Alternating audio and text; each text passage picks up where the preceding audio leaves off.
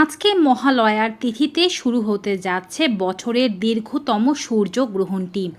দীর্ঘ 6 ঘন্টা 4 মিনিট ধরে এই সূর্যগ্রহণটি হবে। এই সূর্যগ্রহণটি মহালয়ার তিথিতে পড়েছে, তাই এর প্রভাব কতটুকু, গ্রহণটি দেখা যাবে নাকি যাবে না, দেখা গেলেও কোন কোন জায়গা থেকে দেখা যাবে, যারা গর্ভবতী ও যারা গর্ভধারণের চেষ্টা করছেন তাদের ওপরে এই গ্রহণের কী প্রভাব রয়েছে, সব কিছুই এই ভিডিওটির মাধ্যমে জানতে পারবেন। গ্রহণের সঠিক সময়সূচি জানতে পারবেন, তাই সম্পূর্ণ ভিডিওটি দেখবেন। চ্যানেলে নতুন হয়ে থাকলে চ্যানেলটি সাবস্ক্রাইব করবেন। ফেসবুক পেজ থেকে আমাদের এই ভিডিওটি দেখে থাকলে পেজটি ফলো করতে ভুলবেন না। চলুন শুরু করা যাক। আজকে 2 অক্টোবর আর আজকের দিনে এই গ্রহণটি হবে। তবে এই গ্রহণটি কোন কোন দেশ থেকে দেখা যাবে সেটি আগে জেনে নেওয়া জরুরি। এটি দেখা যাবে দক্ষিণ আমেরিকা, প্রশান্ত মহাসাগর, আটলান্টিক মহাসাগর, Antarctica, Arctica, Peru, Uruguay, Chile, Brazil, Mexico ইত্যাদি জায়গা থেকে। তার মানে আমরা বুঝতে পারছি ভারত ও বাংলাদেশ থেকে এই গ্রহণটি দৃশ্যমান হবে না। যেহেতু ভারত ও বাংলাদেশ থেকে এই গ্রহণটি দৃশ্যমান হবে না, তাই এই গ্রহণের সূতককাল ভারত ও বাংলাদেশে বৈধ নয়। এই গ্রহণটি যখন হবে তখন ভারত ও বাংলাদেশের রাত, এবং আমরা যেহেতু রাত্রেবেলা সূর্য দেখতে পাবো না, তাই গ্রহণও দেখা সম্ভব নয়। পৃথিবীর যে সমস্ত দেশে এখন দিন, সেই সমস্ত দেশ থেকে এই গ্রহণটি দেখা যাবে। গ্রহণটি যেহেতু মহালয়ার দিনে পড়লেও রাতে পড়েছে, তাই কিন্তু এর সূতককাল বৈধ নয়। এর শুভ কাজের উপরে, মহালয়ার তিথির শুভ কাজের উপরে এর কোনো প্রভাব নেই। তারপরেও আপনারা যারা গ্রহণ মানতে চান এবং গ্রহণের নিয়মাবলীগুলো সম্পর্কে জানতে চান, তারা সম্পূর্ণ ভিডিওটি দেখুন। গ্রহণটি অনেক দীর্ঘ সময় ধরে হবে, 6 ঘন্টা 4 মিনিট। যদি উপচ্ছায়া শুরু থেকে উপচ্ছায়া শেষের সময় পর্যন্ত মানতে চান, সেক্ষেত্রে 6 ঘন্টা 4 মিনিট হবে। আর যদি শুধুমাত্র মূল গ্রহণ শুরু থেকে শেষ পর্যন্ত মানতে চান, সেক্ষেত্রে সময়কাল কিছুটা কমে আসবে। আমি বলবো, যেহেতু গ্রহণের সূতককাল বৈধই নয়, মানতেই যদি চান সেক্ষেত্রে মূল গ্রহণ শুরু ও শেষের সময়টুকু মানুন, উপচ্ছায়া থেকে উপচ্ছায়া শেষ পর্যন্ত মানার দরকার নেই। চলুন গ্রহণের সময়সূচি সম্পর্কে জানি।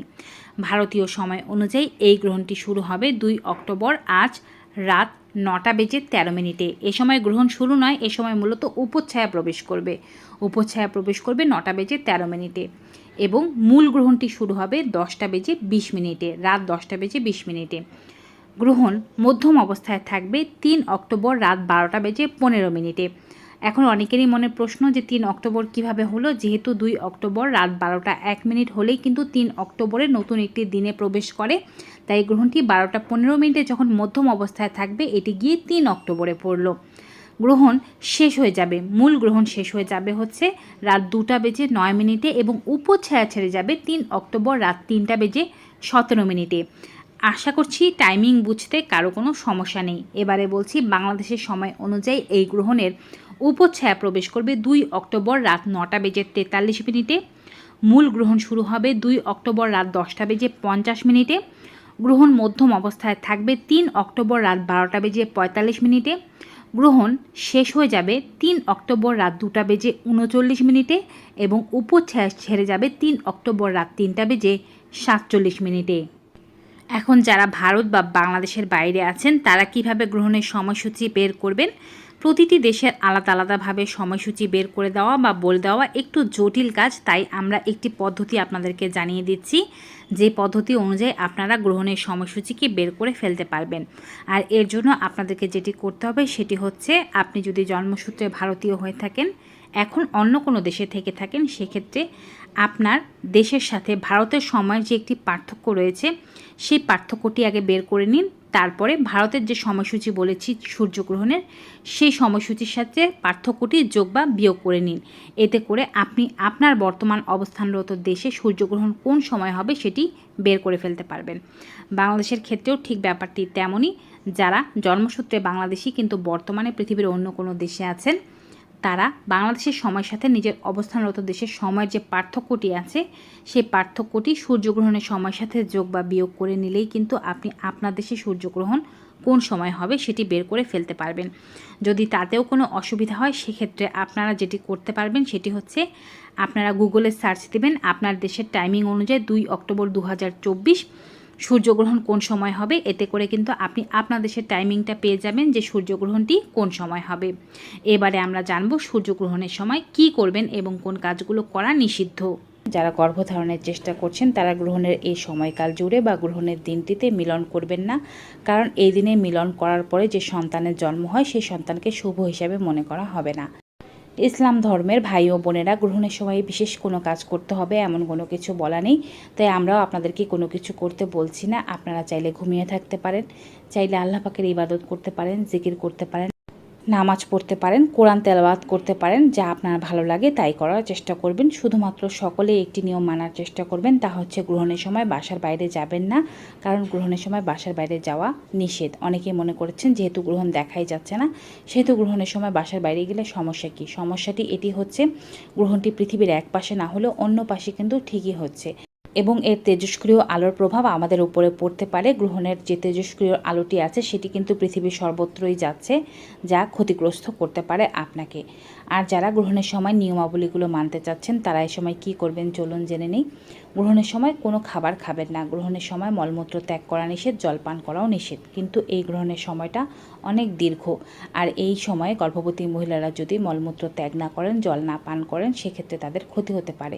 তাই চেষ্টা করবেন গ্রহণের আগে এই সমস্ত কাজগুলো করে ফেলতে। যদি গ্রহণের সময় আপনার তেষ্টা পায় বা মলমূত্র ত্যাগ করতে হয় সেক্ষেত্রে প্রেশার না রেখে করে ফেলবেন, এর জন্য আপনি ক্ষমা চেয়ে নিতে পারেন। আর গ্রহণের সময় চেষ্টা করবেন জল খেলেও কোনো খাবার যেন না খাওয়া পড়ে সেই বিষয়টিতে।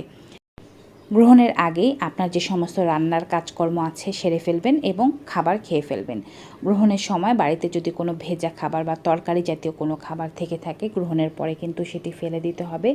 কিন্তু শুকনো যে সমস্ত খাবার যেমন চাল, ডাল, বিস্কিট, এই সমস্ত খাবার বা খাবারের পাত্রে তুলসী পাতা দিয়ে রাখা যাবে, এতে খাবার অপবিত্র হবে না।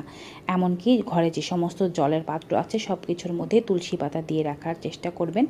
গ্রহণের আগে আপনার ঘরদোর খুব ভালোভাবে পরিষ্কার করে নিতে হবে এবং গ্রহণের পরেও আবার ঘরদোর খুব ভালোভাবে পরিষ্কার করে নিয়ে আপনি গুরুজনদের আশীর্বাদ নেবেন। এতে করে গ্রহণের কোনো কুপ্রভাব আপনার ওপরে পড়বে না। গ্রহণের সময় আপনাদেরকে বলা হয়েছে কখনোই আপনারা গ্রহণের সময় ভগবানের ঘরে প্রবেশ করবেন, এমনকি ভগবানের মূর্তি স্পর্শও করবেন না। আপনি গ্রহণের আগে ভগবানের মূর্তি কাপড় দিয়ে ঢেকে রাখুন, ভগবানের ঘর বন্ধ করে রাখুন। গ্রহণ যখন শেষ হয়ে যাবে তখন সমস্ত ঘরদোর পরিষ্কার করে নিয়ে স্নান করে নিয়ে তারপরে ভগবানের পুজো দিতে পারেন, এতে আর কোনো সমস্যা হবে না। গ্রহণের সময় পূজা অর্চনা, দান এই ধরনের কোনো পবিত্র কাজ করা যাবে না, তবে আপনি মনে মনে চাইলে সৃষ্টিকর্তার নাম জপ করতে পারেন। এছাড়াও গ্রহণের সময় অবশ্যই আপনাকে কিছু বিষয় খেয়াল রাখতে হবে, যেমন রান্না করবেন না, তেমন কাটা ছেঁড়া বা কোনো কিছু সেলাই ফোড়াই, কোনো কিছু বুনন, কোনো কিছু দুমড়ানো মুচড়ানো, কোনো কিছু উপর থেকে নিচে ফেলে দেওয়া, কোনো কিছু ভেঙে ফেলা, এই ধরনের কাজগুলো থেকে যতটা সম্ভব বিরত থাকার চেষ্টা করতে হবে। এছাড়া গ্রহণের সময় যেহেতু এটি রাতের সময় গ্রহণ হচ্ছে, আপনাদের ঘুম পেতে পারে, কিন্তু গ্রহণের সময় ঘুমাতে নিষেধ করা রয়েছে, এতে করে বাচ্চা বধির হয়ে যেতে পারে। এর জন্য আপনাদেরকে হাত পা টান টান করে লম্বা হয়ে শুয়ে থাকতে হবে এবং যদি পারেন চুল খোলা রেখে হাঁটাহাঁটি করতে পারেন, এতেই সবচেয়ে ভালো ফলাফল পাওয়া যায়। গ্রহণের সময় যদি খারাপ লাগে তবে মোবাইল ফোনের মাধ্যমে চিকিৎসকের পরামর্শ নিতে পারেন, কারণ গ্রহণের সময় অনেক নারীদেরই প্রেশার হাই বা লো হয়ে যেতে পারে। তবে গ্রহণের সময় বিশেষ কোনো নিয়ম মানতে হবে, বৈজ্ঞানিক কিন্তু এমন কোনো তথ্য প্রমাণ নেই, বিজ্ঞান এগুলোকে একেবারেই মানে না। ভিউয়ার্স, আজকের এই ভিডিওটি কেমন লাগলো কমেন্ট বক্সে জানাবেন। ভালো উপকারী মনে হয়ে থাকলে সকলের মাঝে বেশি বেশি করে শেয়ার করে দেবেন। বিদায় নেব, সবাই ভালো থাকবেন, সুস্থ থাকবেন। Goodbye and take care.